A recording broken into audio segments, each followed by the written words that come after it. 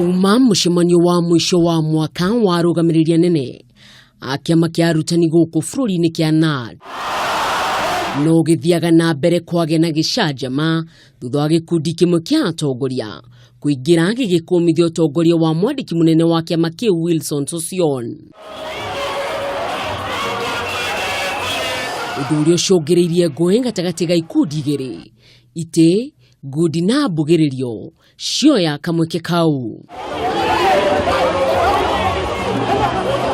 Ũrĩa borithi mauma na ihinda iritũ makĩgeria kũingĩrĩra kweherania ikundi icio igĩrĩ. Gĩkundi gĩkĩ gĩgũthing'agĩrĩria atĩ Sossion ndagĩrĩire gũkorwo gĩturwa-inĩ kĩu. No Sossion nĩarũgamire na Erũ Makeni akiuga gũtirĩ kũndũ arathiĩ thengia gũkorwo thirikari kũhĩtũkĩra ministry ya wĩra nĩmũrĩtie eyeherie gĩturwa-inĩ kĩu kĩa mwandĩki mũnene. Even those gazette notices, we will do everything to quash them.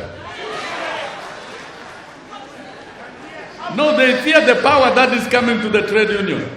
And this power will make workers better in this country.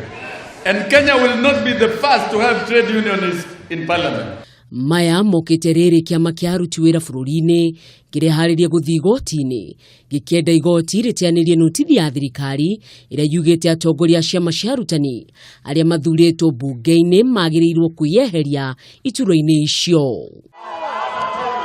Ngiribotera Kameme TV, rĩtwa rĩakwa nĩ Mwĩhaki wa Kamau.